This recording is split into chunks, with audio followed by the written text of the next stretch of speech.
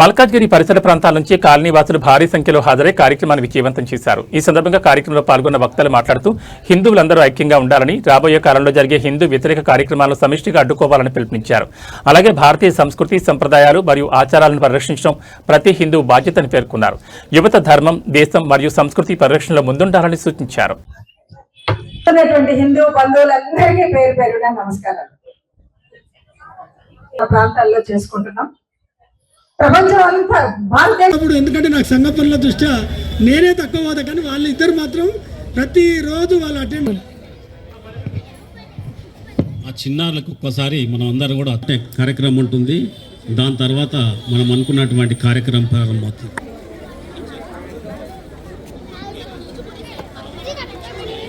నిశ్శబ్దంగా ఉండవలసి కోరుచున్నాం.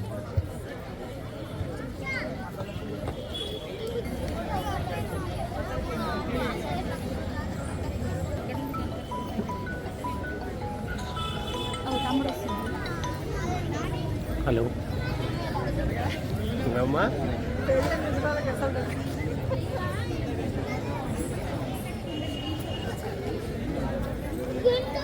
గారు, సంఘ సంచాలకులు, మల్కాజ్గిరి ప్రాంత వాసులు వారు కూడా వేదిక మీదకి రావాల్సిన చూడండి.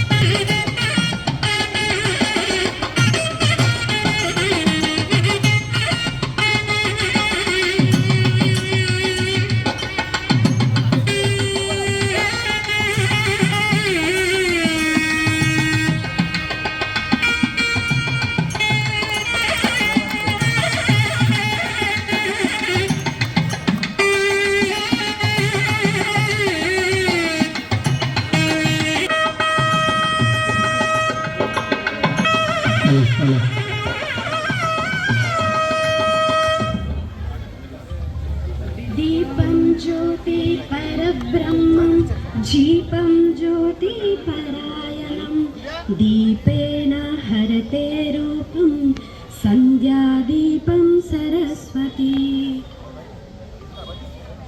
ఇలా జరుగుతుంది కాబట్టి మన అందరం కూడా కుటుంబాన్ని రక్షించుకోవాలంటే చిన్న కుటుంబం, చింతలేని కుటుంబం అనే మరిచిపోయి అప్పుడెప్పుడో పిచ్చి మాటలు మాట్లాడారు అన్నది వదిలేసి అందరికి కూడా ఇక జరగబోయే కాలం, వచ్చే కాలం అందరూ కూడా కడుపు నిండా కనాలి.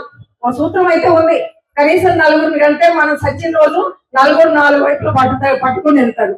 లేదు అంటే 5గురిని కంటే ముందర కూడ మోస్తాడు. అలా కాదు, మనకు చెట్టు ఉందంటే 6గురిని కన్నాము, ఒకరిని దేశానికి అప్పచెప్తాము. హాయిగా చక్కగా సంఘంలో చేరి వాళ్ళ పని వాళ్ళు చేస్తూ ఉంటారు. అలా కడుపు నిండా కనేటువంటి శక్తి మనకు రావాలి, ధైర్యం మనకు రావాలి. అంతే తప్ప వీటన్నిటికి కూడా కుటుంబం మూలం కాబట్టి ఆ కుటుంబంలో ఉన్న వాటిని ఎంత వస్తుంది, ఎంత సంపాదిస్తారని కాకుండా ఓ తృప్తిని ఏర్పరచుకొని మనం హాయిగా ఆనందంగా ఉంటూ ఈ హిందూ జీవనాన్ని మనం ముందుకు సాగాలి. ఇంకా ఎన్ని తరాలైనా, ఎన్ని యుగాలైనా ఈ హిందూ దేశంలో హిందుత్వం మాత్రమే ఉండాలి అని కోరుకుంటూ, మళ్ళీ ఒక వివేకానందుడు ఏమన్నాడు, అక్కడి నుండి ఇక్కడికి రాగానే, విదేశాల నుండి రాగానే, ఈ భూమాత మీద కాలు పెట్టగానే అక్కడ ఉన్నటువంటి ఆ మట్టిని తీసుకుని ఈ ధరాజలాన్ని ఇట్లా నుదురు మీద అద్దుకొని, అమ్మా తల్లి నీ నుండి దూరం కావడం నా కష్టం, ఈ భూమి మీదే పుడతాను, మళ్ళీ పుడతాను, మళ్ళీ మళ్ళీ పుడతాను అన్నాడు. నాకెప్పుడు విముక్తి వద్దు అన్నాడు ఆయన.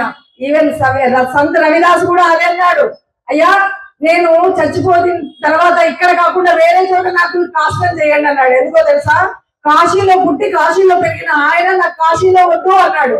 ఎందుకో తెలుసా, కాశీలో కనుక అలాంటి చేస్తే మళ్ళీ జన్మ ఉండదు, కానీ నేను మళ్ళీ జన్మించాలి, మళ్ళీ మళ్ళీ జన్మించాలి, ఈ తల్లి భారతి ఒడిలో జన్మించాలని కలలు కన్నటువంటి వాళ్ళు పుణ్యమూర్తులు ఉన్నారు కదా, వాళ్ళ వారసులుగా మళ్ళీ మళ్ళీ పుడతాం, ఈ భూమి మీదే పుడతాం, ఈ హిందువులుగానే పుడదాం, హిందువులుగా జీవిద్దాం, హిందువులుగా మరణిద్దాం, హిందూ తత్వంలోని గొప్పతనాన్ని మనం తెలుసుకొని పిల్లలకు తెలియజేద్దాం.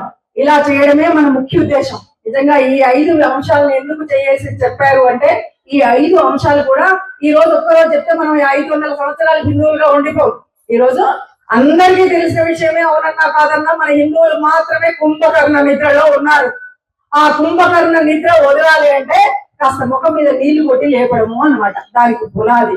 అందుకని ఈ హిందూ సమ్మేళనాలు అయిపోగానే మనం హిందువులు అయిపోలేదు, నిద్రను వదలాలి అని ఒక సింహాల్ లాగా బయటికి రావడం కోసం చేసే ప్రయత్నం, అది ఫలించాలని మనసావాచ మనందరం కోరుకుంటూ నాకు ఈ అవకాశం ఇచ్చినటువంటి అందరికీ నమస్కారాలు తెలియజేస్తూ మరొకసారి జై శ్రీరామ్.